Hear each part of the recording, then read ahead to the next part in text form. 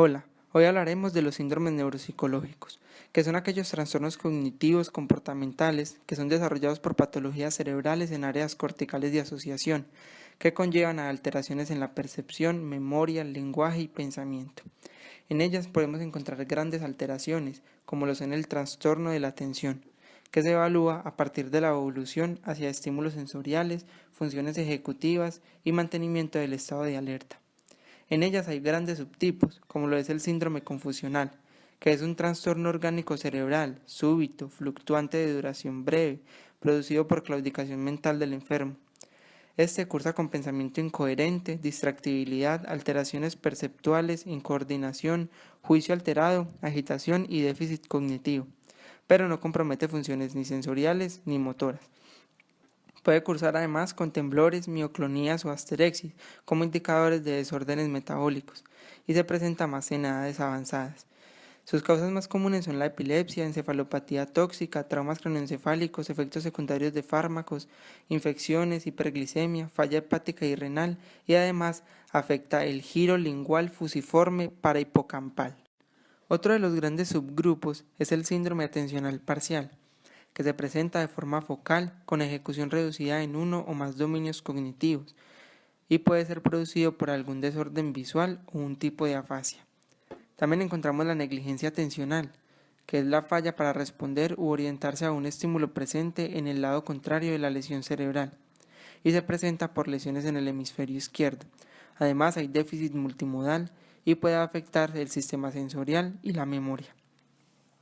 Otro síndrome es el de Balint, que es la percepción errónea del mundo por constricción de la atención visual con incapacidad de percibir más de un objeto a la vez, y se puede clasificar en la parálisis psíquica de la mirada, que es la incapacidad de dirigir voluntariamente la mirada a un objeto, pero no hay compromiso de los oculomotores, y la ataxia óptica, que es la incapacidad de alcanzar un objeto con precisión.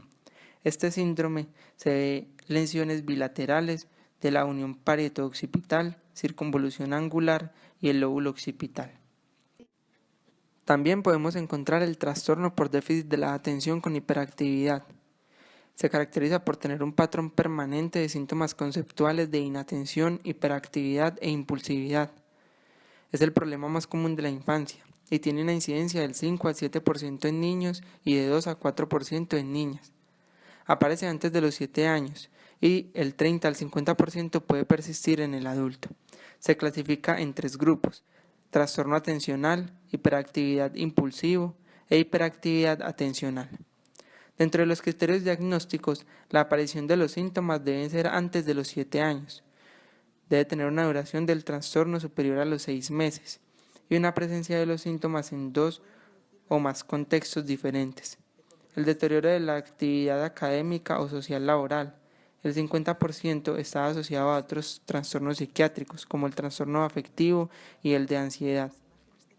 Se le dificulta iniciar tareas relacionadas con la escuela o el trabajo, completar proyectos, organizar rutinas cotidianas, utilizar memoria del trabajo, y para el diagnóstico se requiere que sean de 6 a 9 síntomas de inatención y de 6 a 9 síntomas de hiperactividad e impulsividad. Y por último encontramos el mutismo asinético, que es un trastorno atencional que describe alteraciones del estado de vigilia acompañado de apatía, falta de inactividad psíquica, motora o verbal e indiferencia frente a estímulos. Se clasifica en mutismo asinético anterior por tumores en el tercer ventrículo, infartos de la arteria cerebral anterior, afectando el giro sublingual de ambos hemisferios, y el mutismo asinético posterior por infartos mesencefálicos, daño del sistema reticular activador ascendente y tálamo, y inactiva las vías dopaminérgicas. Con esto concluimos los subtipos de los trastornos atencionales. Otros de los grandes trastornos neuropsicológicos es la afasia. Es el campo de investigación por excelencia de la lingüística clínica y supone una situación de déficit lingüístico provocada típicamente por una lesión cerebral en el hemisferio izquierdo, que puede ser un accidente cerebrovascular, un traumatismo craneoencefálico o también tumores.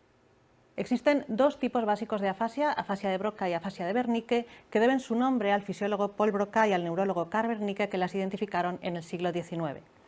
Los hablantes con afasia de Broca tienen dificultades para pronunciar las palabras, para construir una oración y por tanto sus emisiones son entrecortadas, no fluentes, llenas de pausas y reinicios y se apoyan especialmente en elementos comunicativos que no llegan a ser palabras como vocalizaciones, entonaciones exageradas, gestualidad, expresividad facial. Por su parte, los hablantes con afasia de Wernicke construyen bien las palabras, las pronuncian bien, pero no comprenden exactamente lo que se les dice y su discurso carece de coherencia significativa. Con frecuencia estos hablantes tienen logorrea, es decir, hablan demasiado, y en casos graves pueden llegar a mostrar jergafasia, es decir, un discurso incoherente que no se entiende. Otro rasgo asociado típicamente a la afasia de Wernicke es la anosognosia, es decir, la ignorancia del propio déficit.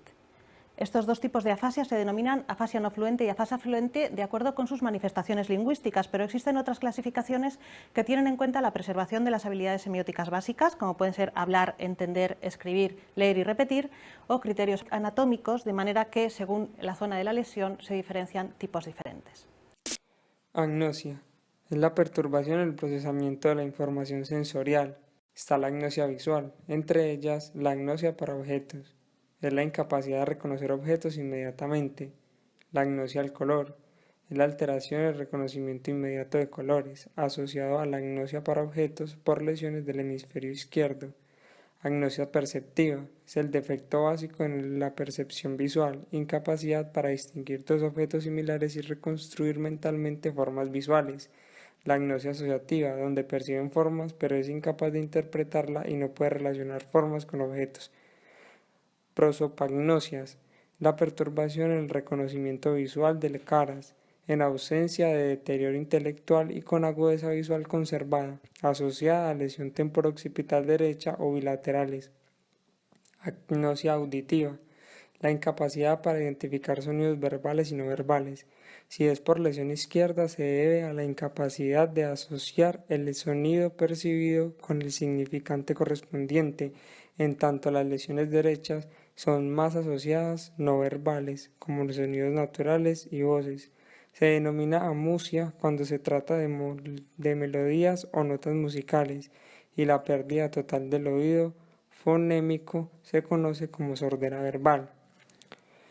Agnosia espacial es la incapacidad para orientarse en lugares familiares o localizar ciudad en un mapa, o desconocimiento de los estímulos localizados de un hemiespacio denominado agnosia espacial unilateral. Esto puede ignorar los estímulos situados en el espacio contralateral de la lesión. Así, ante la orden de dibujar una flor, dibujan únicamente la flor de un lado. La agnosia corporal o asomatognosia. Está la hemiasomatognosia, que se presenta por lesión posterior del hemisferio derecho y consiste en inadecuada percepción del hemicuerpo contralateral a la lesión, entre ellas la consciente.